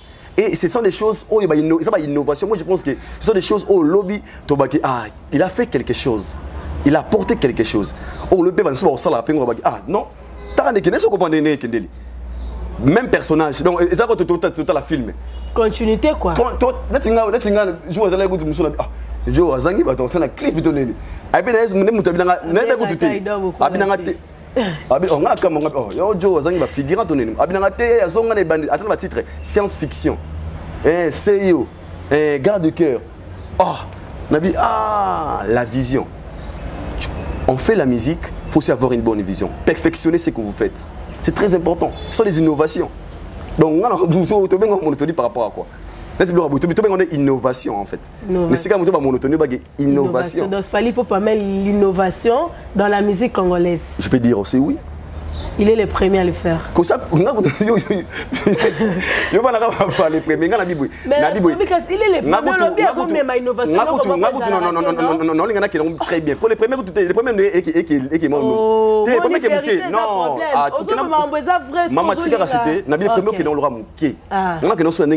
les mots qui conviennent en fait. L'innovation, il a innové. Il a mené quelque chose. Les premiers. Pour ça, les premiers endroits. Le contexte en fait, ce sont des innovations qu'il amène de la musique congolaise. Ce sont des choses où l'artiste va faire l'effort. Balanda quoi. Oui, il faut pas ça l'effort. Parce que lui il est le premier à le faire. Balanda il était pas ça l'effort, il ça la paix, il innove en fait. OK. Ça fait effort en fait. Balanda l'origine était ma voix n'est Bobby. Ah, tu tout ça tu tout ça musique qui mais attends la clip tout qui dans la couleur, attends la boîte tout qui dans comment je veux dire. Donc chacun d'eux il a le devoir d'apporter quelque chose. Moi, Pierre Naye, la musique à Congo, tout ça sera auto-coutaté en fait. Mais ce qu'on comprend là. Non, comprends qu'il fasse comme fallait quoi. Tout ça sera auto-coutaté. Bah innover moi quelque chose dans la musique. Donc pour moi, c'est les 5 gens qui disent que c'est l'innovation et la monotonie. Détrompez-vous. Pour attendre le titre dans le début de droit chemin, c'est que après on a bougé, qui s'est fait ça va rapide. Allez taper les mains. T'as quand la carte d'abord on a l'hypothèse bima associé, la muki, tu es nini boy. En fait, il ne fait pas de la monotonie. Il a son la couleur et la musique en fait couleur parce que sa voix ils ont moi mawanango. Donc toutes les chansons où il y a pour sentir que Donc moi on a l'accès identité na moi couleur wana donc les gens doivent s'habituer en fait à ça. Pour tout le maman mono tout le terme ils ont collé na vérité en fait. Oh mutaba monotonie. Ah mutaba associé à wemba cho, à wemba un coup, à wemba amant yo bengi mo ba monotonie. Non. Non. Non. Non, il aura pas les gars. Non. Non, bon monotonie. Non. C'est autre chose. C'est la musique. En fait, les pommes, c'est quoi? Oui, mon toit lingande de Ayoté, Lisiana. Même sur la titre très bien. Je te jure. Osaka vilain. Nga le monat. Choco. Ndundu. Akonda. Mutu munene. Yo mo ça part à pembe Osaka mabe. À moi ata malamu ya mukia aidorte. Ils a pas peine à fautité. You don't need to be loved by everyone. Some people they will hate you for no reason. On a pas besoin de pas battre sauter, mais nous sommes inayo sans raison. En fait, so da mutalingi ote, à mon côté négatif. Déjà yo ex na le roi aux apostles ngelaité otaka côté mabe. Mais petit musu à mon bogar. C'est ça. Ah, joa bogar. Yo siko le roi da fo lingo mona beauté wana te fo mona ka ex na ali koshi. Elles sont là, tu as bien été, mais jeune fille, à moi, mignon garçon, à moi, chouchou. Ne mon nanaï. Peut-être musique naïte, au balinga motouté, bon, mot taille, il y a musique à mon boy, oyo. Donc, pour la bango, il y a malade, moi, ils alors, pour la question, ils ont monotonité, au moins, il a innové pour clipper ma série. Une fois de plus. Moi, je le félicite. Trilogie, ça veut dire trilogie, parce que à peine on se trilogie. Non, on va l'élo. Et moi je le félicite et bonne chance à lui, toi, impatient. Il a osé l'album Naye, il va nous donner le meilleur et good luck. N'est-ce pas mon grand-père te confier le milieu de Banaki, bana poto, bana mikili, yokelanga eloko oyo. Soki olingi ovanda na ba condition ya kitoko, pelengi. Taala esika ya kovanda, yango yo. Flat Hotel Joli Kabelo CPI, awa soki oye, ezali kambote kendo kosomba bakiti to nini te, nyonso ezali. C'est-à-dire que awa okoyaka kana bilamba ya pamba, okokuta tout ezali. Cuisine, salle de bain, chambre jolie kitoko. Bambetu ya nyekese, salon ya VIP, toilette. Awa kutu kolobate po atami kate kwei. Okoliango jolie kitoko, microbe ezali distrait. Courant 24h/24. Minda pelelele. Soki courant kei. Mubangi na groupe électrogène ezali wana. Oko sentir kutu teke courant ikendaki. Awa makambo ya okendoko luka mai na ba cantine. Ezate mai pepele nyama ezali kobima neti kaka awa nde izini ya régie des eaux ezali. Posoki mai kake kei bazali na réservation ya mubange nango awa mbala moko ekomi kobima joli kitoko boko sentir kutu teke mai awa ekangami. Awa bazali meme na bar na bango oyo batu ya libanda bakota kate. Flat Hotel Joli Kabelo CPI ezwami na avenue Bula numéro 115 quartier Adoula na commune Bandalungwa référence Église Mangembo. Na Flat Hotel Joli Kabelo CPI nyonso pepele neti kaka na film. Tomoni papa na biso légende bonene Koffi Olomide oyo a rappé. J'espère que yo kango na légende Diamond. Elle n'a pas déjà oyo sikata. Il y a cicatrice qu'on veut à quel nango penza mais il faut féliciter. Il est le seul legend en Afrique actif. Okay. Je parle de l'Afrique. Quand je parle d'actif, tout conjugué à présent. Aujourd'hui, nous parlons de Koffi Olomide, il y a Lelo. Si. Ici, updating, mise en jour en fait. Okay. Ah, on doit féliciter. Crois-moi, on doit le féliciter. Et puis, pour votre information, il n'y a pas déjà beaucoup de Dakar. Il a déjà fait, vous avez dit dernièrement, il n'a pas déjà Kala. Ok. Après, il a compris le système DG. Au moins, ce qui fait trop mal les gens, c'est belé à Congo. Ko s'adapter. Parce qu'on ignorait Maramouza Lelo. C'est ça qu'on Michel Banogue, on a TikTok. C'est ça qu'on Michel Banogue, on a Facebook. Oh, on a YouTube. Mais il y a des gens qui ont compris mais pour par exemple Coca-Cola eza boisson oyo na habite monde entier mais si on a besoin à ça la publicité oui pour année azazo bate akenda ko signer ba sponsoring na ba match na azo bate ana posa kaka atole comme ngaka Coca-Cola et sont na tête ne mona ba fait na biso ba succès ba ça déjà trop mais accompagner actuellement ils ont la public mo comme linga musique mo qu'est-ce qu'il faut na sala na côté na système wana na mbana ba Nino na mbana ba Davido na mbana ba Boy na ba ngoko ndeni abyo msemo bu musique moins rap qui pense et qu'on fasse ça comme une animation à Boaka. Et moi je le félicite. Et puis l'album au Legend, vraiment félicitations les V4 Coraman, tu ne déçois jamais. Au décevoir à sauter et je vous félicite.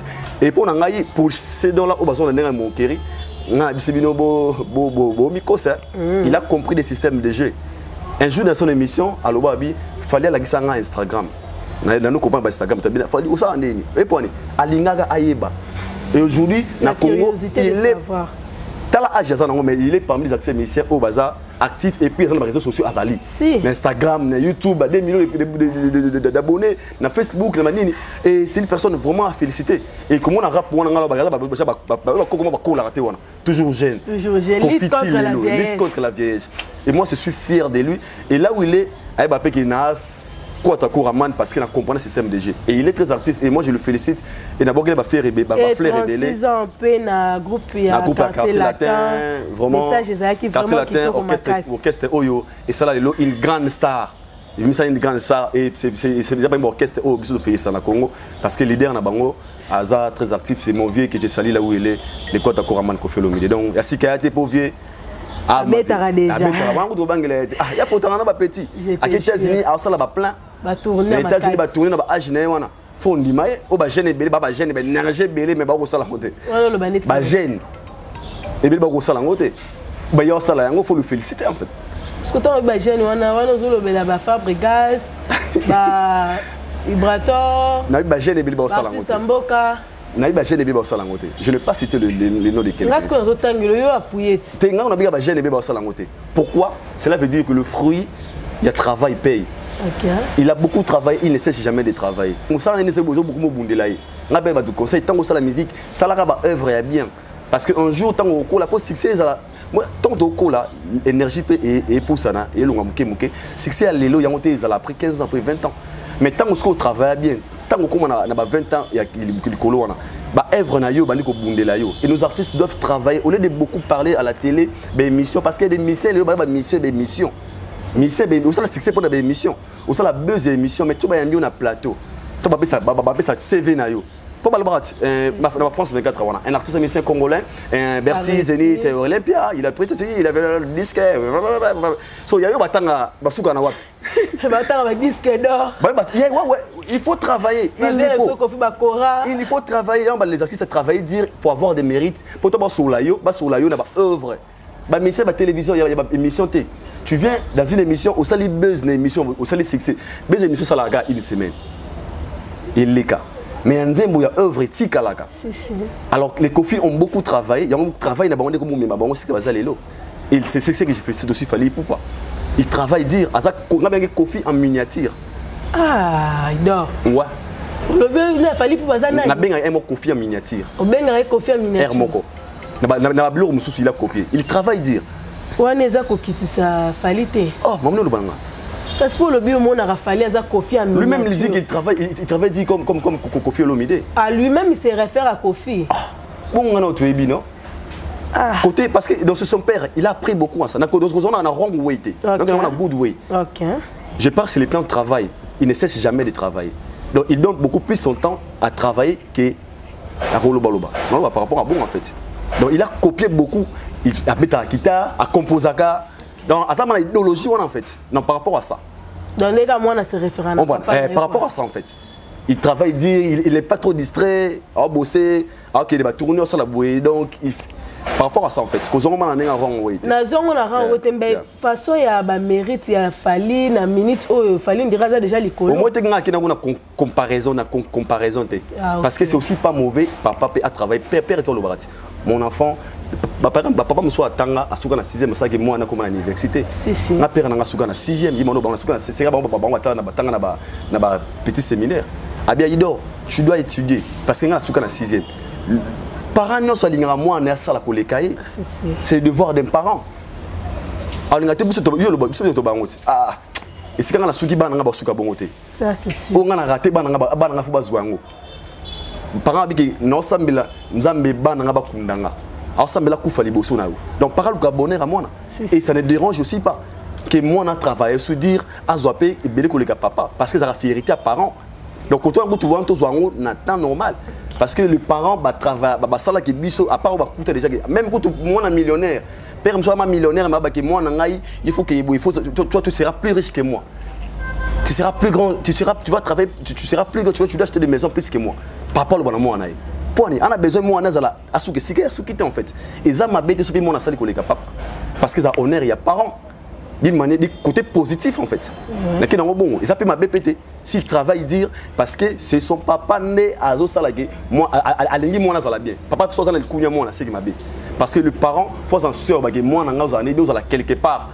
aux honneur nanga l'autre honneur à parents na biso parents moi talinga amona moi na suka quelque part et tout parent ou sa parent solo soit moni moi na ya vandi ala msalata ba nzambe il y a des parents qui prient pour leurs enfants à la chambre si nga lora maman nga à l'époque osambila pour na grand frère nga pe son âme venanga mère nga osambila bi nzambe sunga moi nga na kuna mo c'est nga chair de poule pour que soit des garçons maman nga osambila pour na grand frère nga nzambe sunga moi nga sunga nzambe pesa makoki azala sunga Didier et pour ni c'est là pour ça il y a souka si on va soukiter alors ça dérange pas si moi on a travaillé avec les papa parce que ils a logique on s'en prend donc quand on a nenga faute fallait aussi peut travailler dire peut faire beaucoup d'exploits que son papa c'est déjà fait et qui nabi a retour ba sous ma casse pour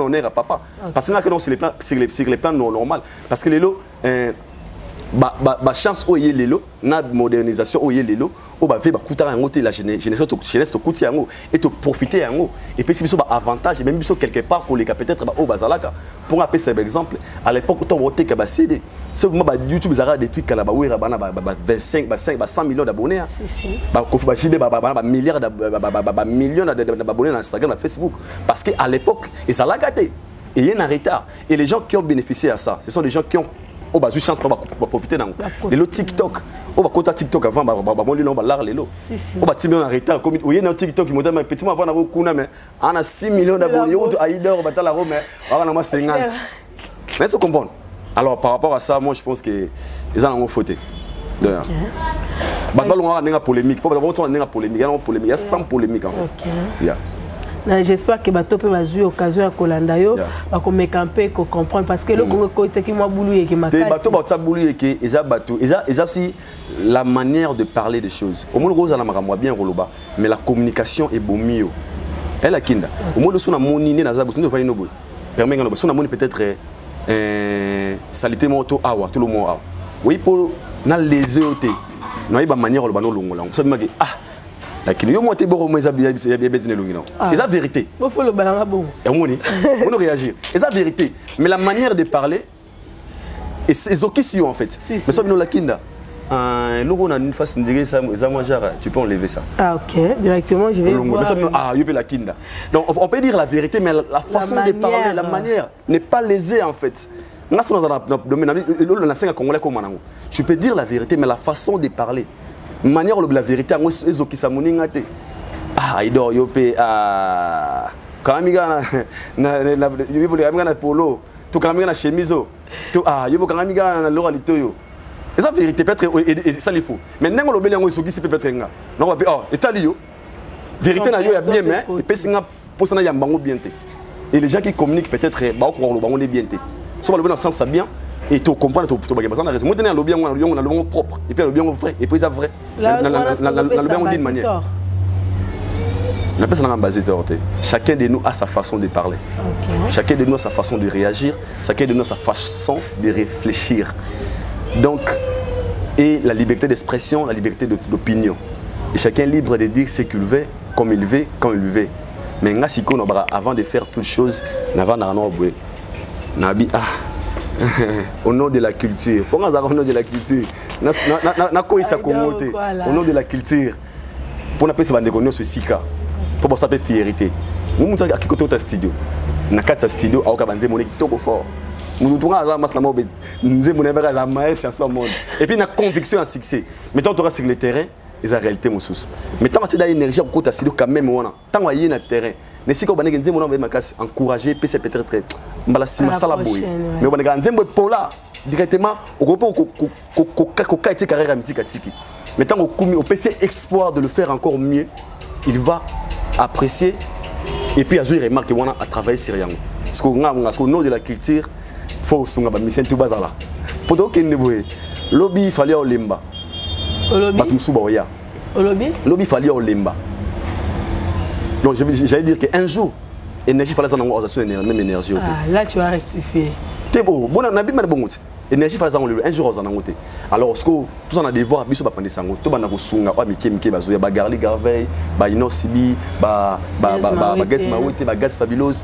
Basa la peine ba discours bien, ba copier pe malam, to sunga bango ti to ba arriver quelque part. Ba ene basa la fière na bango. Et bien le réseau déranger ma casse pe na Congo. Les aînés ba ko kondima accepter momenté. Et ça dérange hein? C'est ça. Ça dérange. Acceptation à un moment parce que les autres c'est dans tous les domaines. Aucun RTNC écoute un caméraman et moi il y a 70 ans. C'est tout le temps marquant dit na osé. Osé Ngalina baby. On parle. Aucun François Pibogo ma père on a 80 ans. 80 so ba 90 so ba combien ba Zaka Kawana. Aucun na ministère Benoît il y a des ba ko kotika relève même dans la musique. Ba kotika ba relève té ba ko vraiment pour ah petit vous faites bien votre travail, félicitations Kenebo. Ah c'est ce qui fait dans la musique on a une difficulté au la star rebelle na Congo. On a cette difficulté au bimisa bato rebelle parce que bato bazawana ba ko kondimate que oyaye. On appelle ça exemple. Léon na Congo, il y a jeune Nigeria. Ils ont la master comme Buna don Rema Boy. Abandé succès en 2019. On t'a bimisa comme Don Jay-Z. Vraiment même pas Don Jay-Z. Ah, on a connecté. Na Malvin record bazoya ndeni. Na réseaux sociaux à rappeler quand ça téléphone on rappelle à poster à tina sur Instagram il y a Don Jay-Z à tina juin 2019 donc Jay-Z a décidé à zoyer à comme il y a biku monanga boyebi nzemuna boso comme on dumebu ana dumebi nzemuna liboso vewana a poussa mona loré ma boy il permet de le dire il est non, bon, il est au sommet plus que Don Jay-Z actuellement. Mais écoutez, déranger Don Jay-Z à postarailler, à Saraboué, point n'est à ça qu'on accepte relève. Nassima Don Jay-Z, tozuire ma boy. Parce qu'après ça qui jeunesse me chance ezala. Tu comprends un peu? Nassima Don Jay-Z, tu vas bakelo de béro, de bakelo de bélo. Il y en a un bogara wana. Nassima Don Jay-Z. Correct bélo. Correct bélo. J'ai ne m'ont communé un bon boy. Aïe, la musique s'imposait, si, bah, pèse chance. Bah, puisque, bah, ça là, on a maintenant bimi. Au moins, depuis quoi, elle est en téléphone, bon boy, on a 25, puisque t'es l'équipe. Puisque, bah, ça l'époque, n'a bango. Et ça l'air dérange pas que bon boy, azala. Et le monde qui star, il y a puisque était. Mais au Congo, ce qui est mouton, bimi, à mouton, rien à m'empêcher. Au moins, que mouton, c'est bon. Les gens, les artistes eux-mêmes, ont du mal, il y a quoi accepter. C'est ça. On dit mal à accepter. Pourquoi? Parce que tu as coupé ça relève ta chance na baninga teki toi ndimaki ezaki na oyo et comité en oyo et comité en oyo. Alors on a ce qu'on a de la culture on a bonde la bateau tout base dans la position bien et puis tu as niveau ondima. C'est nemito c'est essayer. Nemito c'est essayer. Et que l'on la mutu te kozala danger. On comprend. Alors on a aussi on a dans le congolais bon on a un moment ya ko accepter bateau pesa mutu temps pesa mutu moment et ça la plaisir. Merci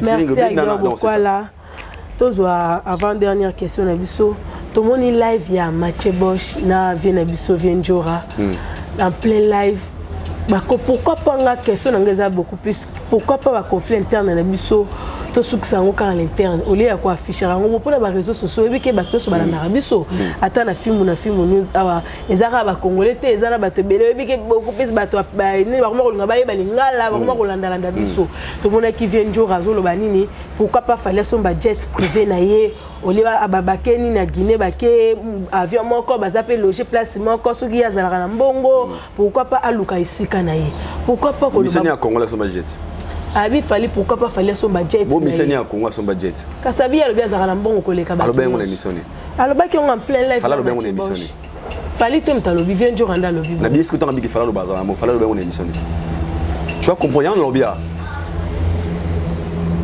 au nom de la culture, il faut tout valoriser, tout ça la fière d'un artiste na biso. Hein? Peu importe si côté l'emi, mais nous déranger yoté on dit ma espoir moninga. Qui a dit que Fally à l'Oba Gaza n'a bon pour les Cabatonios? N'a pas fortune à Fally. Personne. Et qu'est-ce qui lui a poussé de dire ça? Parce qu'il a conscience qu'il y a un problème. En fait, à Salango, à l'Oba, pour me dire, permettez-moi de le babon. Abi moi nazaka mwana. Ah, bon na boy ki moi nazaka mwana. Na pesi exemplaire ati. Nga na buta papa na bisote. Amuna nga avana na mukili. Aye donc avant nazala amuna nga na kati libum. En fait amuna koyana nga.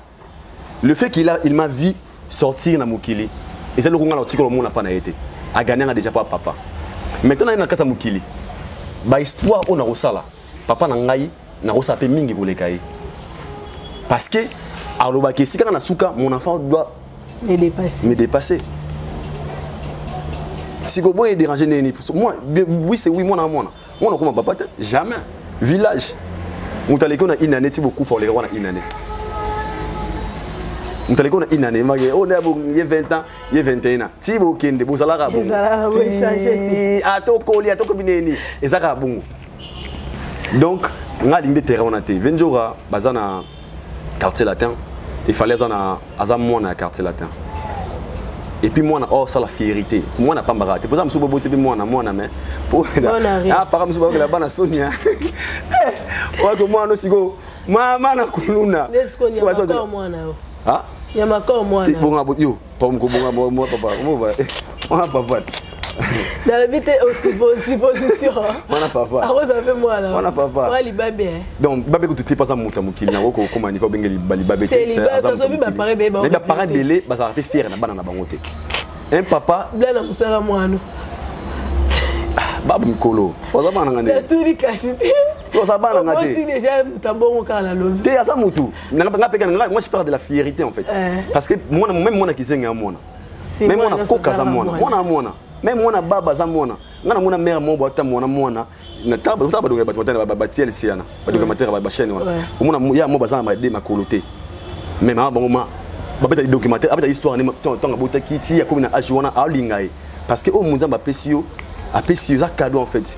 Il mérite des affections peu importe niveau na. Maintenant quand je parle de la fierté na bande ba parents so ba fier na bango tema. Par rapport à des comportements. Là, pourquoi? C'est le quoi père mon mère moi fandi boy. Ah les gamoni moi na peut-être mal éduqué. Déjà mère moi a sous fier moi na parce que ça va finir ça moi na pour naï. Mais ce qui moi na sala malamu, a sala fierté à parents. Par rapport à beta tolo. Ah c'est mon enfant. Fally azali fa moi na sala fierté à quartier latin. Non, quand je parle de la fierté, dans le vrai sens du mot fierté. Parce qu'aujourd'hui, les niveaux qu'il a aujourd'hui dans le monde, son histoire est collée dans le quartier latin. Qui bénéficie? C'est l'orchestre. Babla na wande bayewana, babé sous ombre à Fally Ipupa. Parce que babla na de bayewana, babé sous ombre à Fally Ipupa. Oui, pourquoi? Pour l'éclaircir, pourquoi? Oui, mais le comment au foot là, le pont mobile, le pont à pépé calé. Tout le pont il y a papa Wemba. Au fond la foot là, oui papa Wemba, la foot là wana. Référence. Ne foutez pas papa Wemba. Donc ce peut va tourner blanc. Qu'est-ce que directement la moutou ça bangi et puis oh fallait dans la quartier latin. Pour fallait parler de quartier latin partout il part. Blanc au Québec Côte d'Ivoire Boabi, n'a mis ça quartier latin. Quartier latin oh là où fallait pour pas jouer. Ah alengio malamoko. Donc blanc va na ombre Fally. Oh mais c'est vrai. Bon ça fort. Et je le dis, et même lui-même, il est conscient de ça. Il est fier de ça en fait. Même si Fally a quartier la tête, il y a un ombre Fally. Mais il faut comprendre maintenant l'oba. Il y a un bien poto. Comment on a succès. Il y a un bien comment succès. Jusqu'où il y a un abino. Il y a un abino. Les gars, on a les qualités ma kengo, ma voiture rebelle. Les gars, vous avez mais vous allez qui n'aiment comme on est on a et comme ils sont fiers en fait. Le loba cousin ya, on a mon ya mo de Kimbantiki. Pour comme na yolo. Master Mowe, après Bogabo, quand on a un succès fort, oui, cousin Fally. Cousin Fally. On a un succès comme si pauvre. Oh, et que je m'en aime, Batuko, Momi Makobola, il ne doit Fally. Parce que est-ce que les gérants Babarama n'a bien oh, des mois, on a subi un traitement si un on a dit oui, Il a raison parce que son grand frère est quelque part, peu importe cette distance, il y a ombre, il y a des même Bablana, même Bandegolo Subazan dans la quartier latin, les musiciens en fait, au bazar actuellement. Ils sont fiers d'avoir un grand frère comme Fali Poupa. Pas fiers nango. Et puis il y en a des ombre par rapport à Baby qui va mettre orchestre Mogo, final leader, tout le monde a le droit de on a les canaux dans la quartier dans la maison mère. On a mon ande qu'on a biso Nicodème. L'émission. Abinga habite dans la maison, on a blessé dans la maison mère. Ok, sauf habite, ok, sur Rita beta. Attends, on va comme on a fait, ni mon abdel, on va payer. Eh, on a mon quartier latin. Mais ils ont manqué respect, ma classe. Il comprendra un jour. Il comprendra, à comprendre un jour. À comprendre. Il le fait par plaisir. Mais quand ils vont se rendre compte que c'est un artiste aussi, à comprendre. Discours, on a musique à la souté. À l'époque, imaginez tous les gens qui font des discours, il y a polémique, il y a boui-boui. Bazan a positionné dans la minute. Et le comment travail dire. Garli Gaveille, ça la polémique. Aujourd'hui, on parle de Garli Gaveille. Vous voyez, travail n'a rien de comme ça. Ato lingete moussa et ça qu'on impose. Il doit d'abord travailler. S'il travaille, moussa n'a rien comme imposer, mais surtout PC respect encore par le travail. Mais en parlant, tout le monde a besoin de charlatan. Et tant au baquet, abel au moins, fallait abel au bête dans ma vocal. Si le soit qui à l'obéi qu'on dit d'une manière, il y a bien. Il y a bien ma bête. Soit le bain on est à l'obéi dans l'émission. Ouais, non, ça va vous gagner danger. Vous voulez dire que non, bêta, grand frère nanga. Pour rien, ma casse. Il y a peu de filles, on peut comprendre. Mais quand on va dire de manière qu'on minimise, c'est que Oebelo rôle au bâté. C'est un artiste au Kofi Olomide Ndima au sein des clips de Lamba Mogo. C'est un artiste, il était une star au sein du quartier latin. C'est un artiste. Plus aimé aussi. Plus aimé aussi. C'est un artiste. Après départ d'un orchestre, à beaucoup de filles leader au Abimisaï. Il a gardé le même discours. Les seuls, à ma connaissance. A gardé le discours. A Betty. Loco Music Zawana. Aujourd'hui, le monde parle de lui. Il est l'enfant de Kofi Olomide musicalement. Est-ce que vous comprenez? Lui-même, il dit dans ses émissions, il a boué. Parce que il y a tant aux orchestres. Si on est à un niveau de l'écake, on va vérité, il fallait peut-être moi, la maison mère, le banc, tout le monde, le banc, sur la facilité. Bateau, il y a un quartier latin, il y a un Joe Abunda. Parce que quand vous êtes musicien, chacun apporte quelque chose dans l'orchestre. Le leader ne travaille pas à 100%. Les avocats, comment rappeler pour influencer l'orchestre. Il y a des gens qui ont être quartier latin pour la faliper. Ils ont une maison mère pour faire, pour hériter. Et ces gens-là apportent quelque chose. Si le bateau, il y a un quartier latin, c'est Rabitumba. Et la maison mère, il y a un soudan, il fallait pour bunda. Jusqu'au moment où orchestre, on va dénigrer. Vous avez un quartier latin, maman, si. Ça, c'est ça. Maman, oh, il y a un fingandéni. Il y a un fingandéni. Et donc, des ratons, Amonio qui est très loin en fait. Tu comprends un peu? Alors quand il passe à la télé, ça va souple. Tu risques que quand tu as un orchestre, tu as un fan de orchestre, parce que on dirait tu viens dénigrer une personne en méritant à la dénigrer en fait. Peu importe la polémique, peu importe ni mais moi discours na yo ezalate ya banro boya. Pour yo taka yo boya mais il voit rien en dim. Tu comprends pas? Yo moment on a parlé, ça le roi yo mo va parler mandé venanga bisoma. Avant de tirer, à tirer le côté, tandis que dans quartier, il vient dans ton immeuble. Confusion. Mais il est classé dans le quartier. Alors, il faut dire que moi, le Yenge, il y a pour toi, tu es pour là, ce que dans le quartier, vient dans ton immeuble. Avant, on va quoi? C'est normal. Mais l'immeuble, il est finalisé. Donc, les gens directement comprennent que vous avez un problème, peut-être que vous avez tout via Boyi. On va bien pas tu vois un peu. Donc, à base, à moi, super côté. Donc, c'est ça. Bon, tout comme nous avons souka dernière question, nous héritier concert, il y a héritier Watana ben stade de Martyr. Tout le monde déjà préparatif, va descendre déjà bandi ko salima.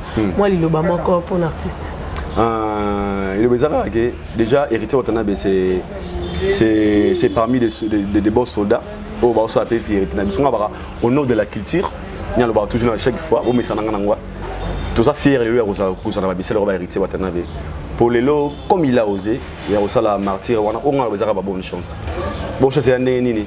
Les lots, c'est mon habit sur les cette génération, on a osé Pierre Robert martyr. Pour martyr, ils ont le mot Batikara quelque part en fait. ah Marty nzungu wana nzungu et beaucoup des artistes bana ko banga ngopé na musique et Fally avait osé et il a donné des résultats qu'il a donné et na bana sima et puis moi le bon émission mo ya lo barabi au nom de la génération au nom d'une génération retourné. Quand on parle de génération, il ne parlait pas de lui-même. Il parlait des ferrés, des héritiers, des binafilés, des autour. À mon avis, ça prêt à quoi affronter. Et ça, on a connaissance comme quand on a organisation et puis descendre sur le terrain. Et ça, et on a souhaité retirer dans des bonnes chances pour la mission dans l'Afrique du Sud. Ake makine kuna na site déjà ba sud ya ba très bien avec préparer on a yebi on a senga zaka na bande ko na biso oyo ba za na organisation ba landela sur la promotion ba c'était sur la promotion publicité les gamakasi donc ba ça vraiment mayele na bango mingi sur yango et ngana sur certains qui hérité auto du sango na c'est c'était auto du sango. Okay. Soit ça le maquille bien, et puis ils ont la honneur, il y a culture. Donc au nom de la culture, on a pour ça que Simba. Pour ça Simbi, ça va aussi motiver. Et ma c'est ma bonne chance et les gars bien, na positivité en fait. À ça on m'a dit de manière professionnelle. Bako tsango na polémique té, bako tsango na ba concurrence mo zanga tinate, posa bénéfique té pona ye. Mais ngana yebi ke ya soda a moto na tembe et a opesa biso le meilleur de lui. To za ngana ozala wana. La bengi té idoro ke lukani mon nom de la culture. Ah OK. Mon nom de la culture na ozala. Nga kokopina nga wenge sukara quelque part. Maintenant on a un martyr. Na ta micro na zoa pe na loroté. Na pas pour content na zoa ba la zoa zara ko ba interview boy. Ba to kana ke autant sur le terrain là ramsus. Mais ngana ya na stade de Massima qui le cambo témoin. Na kitana micro na no le gakutu. Na ndule na si cameraman to kita. Na tema bonda na sala interview na wana ti de six na monter. Na kende zonga pe sauter. Na sala mo poane. Na posaka na koma histoire. Na assistant na wikasa win 4x4. Ton wa ko le sabana nanga. Na koma histoire na concert Fally. Nebi na koma ah ibo koma histoire na concert Fally. Nebi na yo koma pe ya ndeko na héritier watanabe. Il a passé ba bonne chance. Nabi que il est bien. Il a aussi un soutien en fait. Okay, quelques salutations pour tout le monde déjà na Bato balinga ngai, je vous aime aussi. Nzamba sala RRT, azala fait circuiter au nom de la culture, tout travailler pour nous promouvoir ba ministère na biso et tous en a discours malamu na télévision. Je pense que c'est ça l'essentiel. Salutation spéciale à Kevin Bonoli l'exécutif. Kevin Bonoli l'exécutif. Géré de la pauvreté. Le patron futur honorable Fredin Kongi, futur honorable de Lukunga 2023, honorable Nanga Siraza Lukunga Fredin Kongi 2023, futur honorable Nabiso Lukunga Ayebane déjà. Nous avons comme assistant pour nos 4 Masuki comme assistant pour la petite émission veste na parlement. Donc cette session spéciale à ma sœur Nadège Bokwala. Motema ya Pichundola Nibako petite patina wana sœur nanga wana patron na osaranate donc yeah Sudafti patron tu vois monsieur famille ça va eh aba tu vois sur la famille tu vois sur na biso on a patron sœur nanga ya patron na bido yara so yo tamo na jeep so na mana so na kia CD bagi so nga jeep apembe ezana ya frappité eza ya famille sœur mo apesa ngai donc vous s'abonnez à Aïdor Media TV, la chaîne Aïdor Media TV, na TikTok betika Aïdor pour TikTok ngo nazo yape na TikTok Aïdor, Instagram ça la ma troté mais Aïdor, page officielle Facebook nangai Aïdor Show, Facebook Aïdor, je vous aime beaucoup. La paix est plus forte que la guerre. One love. One family. Mikolozo ya topé ça ne peut s'abonner à la chaîne ya petit Nabiso Vali Tambwe. Mon petit frère. On est presque à la fin, très chers internautes. C'était la vôtre Lisiana Kangouma 3 fois la kin dans le feu. En tout cas, vous tenir biso regarder.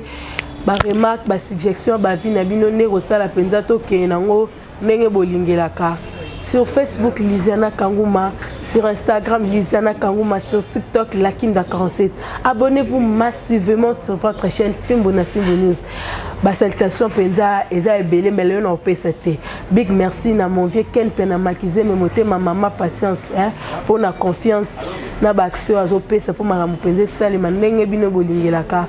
C'était Marcon Gim derrière la caméra. On se dit à bientôt.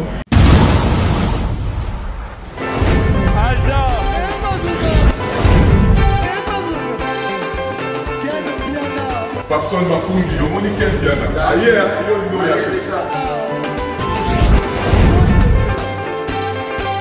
Nathalie Makope.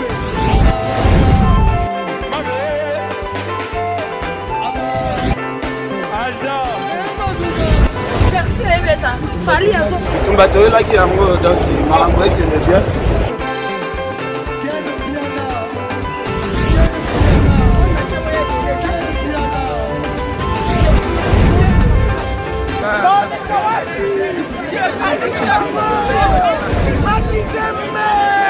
Ah bon? J'ai donné mon conduit. Ouais. Ah, ouais. This is London. This is London City.